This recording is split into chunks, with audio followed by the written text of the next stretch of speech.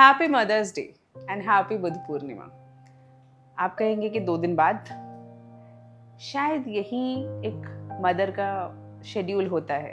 Somehow motherhood is a very challenging period and very rewarding too and very engaging too.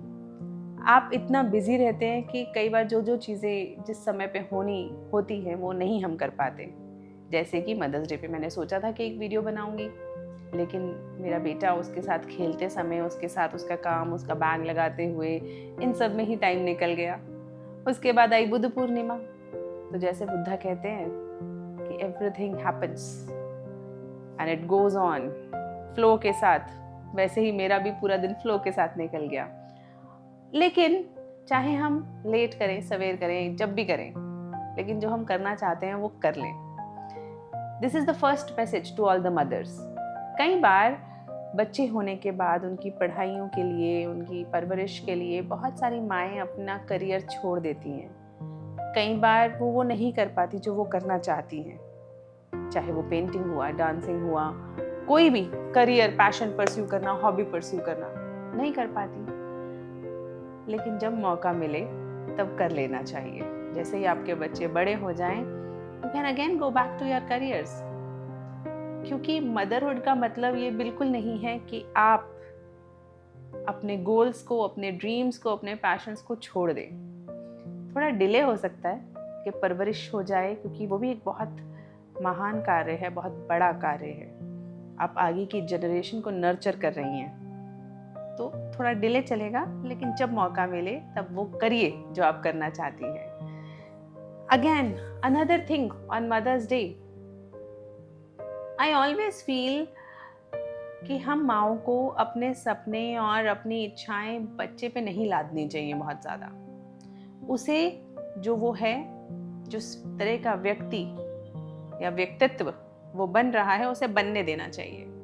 कई बार ऐसा होता है कि मदर्स एक क्रिएटर मोड में आ जाती है, फैसिलिटेटर के मोड से निकलकर वो सोचती हैं कि हमने इस बच्चे को बनाया है और अब इस बच्चे की सारी चीज़ों को अपने हिसाब से कंट्रोल करना होगा। ऐसा नहीं है। प्रकृति ने बच्चा बनाया है, हम उसके फैसिलिटेटर हैं, हम माध्यम हैं।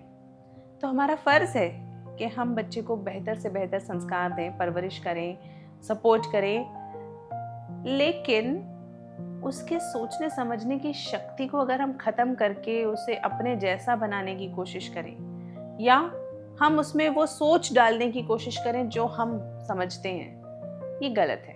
क्योंकि कहीं ना कहीं आप उसके व्यक्तित्व को कमज़ोर कर देंगे। इसीलिए लेट द चाइल्ड बी। बच्चे को उसके हिसाब से निखरने दें, उसके लिए चैलेंजेस दूर करने की कोशिश ना करें। हाँ, उसका साथ देना है, उसको सपोर्ट करना है, लेकिन उसे अपने चैलेंजेस से लड़ने दीजिए। क्योंकि बिना चैलेंजेस से लड़े वो स्ट्रांग नहीं बन पाएगा या बन पाएगी। और जो स्ट्रांग नहीं होता वो प्रकृति में कहीं ना कहीं पिछड़ जाएगा, वो उसके फ्लो में कहीं ना कहीं पिछड़ जाएगा। इसलिए ख्याल रखिए बच्चों का, लेकिन ओवर पैम्पर मत कीजिए। बच्चा गिर रहा है, गिरने दीजिए, थोड़ा रोएगा भी, थोड़ा परेशान भी होगा। क्योंकि अक्सर पता है, आजकल मैं बहुत सारे पेरेंट्स से मिलती हूँ ना, तो हॉस्टल में रहने के लिए बच्चे से वो पूछते हैं कि मैम पहली बार हम बच्चे को बाहर भेज रहे हैं, क्या होगा?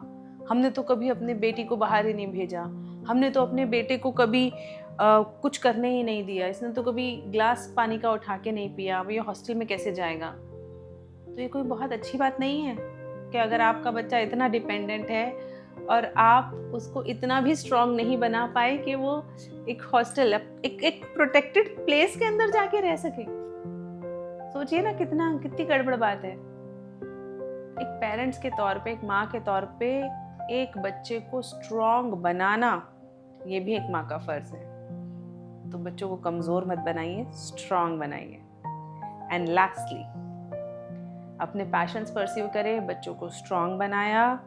और lastly, trust each other, support each other.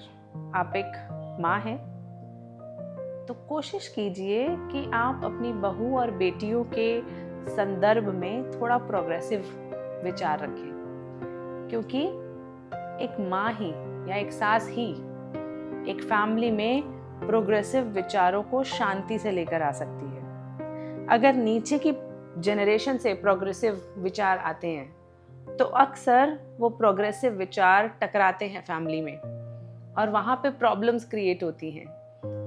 बड़ों की अवमानना के चांसेस बनते हैं। एक जिसे कहते हैं बातचीत की जगह पे तू मैं की बात उत्पन्न होती है। इससे अच्छा है ना कि हम जो मदर्स हैं, जो सासें हैं, जो दादियाँ हैं, वो लोग ही इस तरीके से अपने आप को डेवलप करें कि आगे की जनरेशन अप्रिशिएट करे। यानी कि हमें अपनी फ्यूचर जनरेशन को समझना बहुत ज़रूरी है, अपने विचारों में प्रोग्रेसिवनेस लाए रखना बहुत ज़रूरी है। ये तो हुई हमारी मदर्स डे की बात। क्योंकि बुद्ध पूर्णिमा भी थी तो यही बात इन सारी बातों का जो निचोड़ और सार है वो भगवान बुद्ध कह के गए हैं। आपो दीपो भव, अपना दीपक स्वयं बनिए। यानी अपनी रैशनैलिटी ढूंढिए। जो चीज़ लॉजिकली आपको सही लगती है उसको फॉलो कीजिए। ज़रूरत से ज़्यादा इमोशंस में बहना, ज़रूरत से ज़्यादा दूसरों के विचारों को अपने अंदर लेना या अपने विचारों को दूसरों के अंदर डालने की कोशिश करना, दोनों ही गलत है। वी हैव टू अंडरस्टैंड, हमें अपना ट्रुथ खुद ही ढूंढना है। आपो दीपो भव। तो ऑब्जर्व करें, अपना खुद का सच ढूंढें, अपने बारे में बेहतर जानें कि किस प्रकार के व्यक्ति हैं आप, किस प्रकार की माँ हैं, किस प्रकार की महिला हैं, किस प्रकार के पुरुष हैं आप। और उस पहचान के साथ आप अपने आप को जैसे ही बेहतर समझेंगे, आपको रियलाइज़ होगा आप बाहर की दुनिया को भी बेहतर समझ पा रहे हैं। चलिए, थैंक यू सो मच।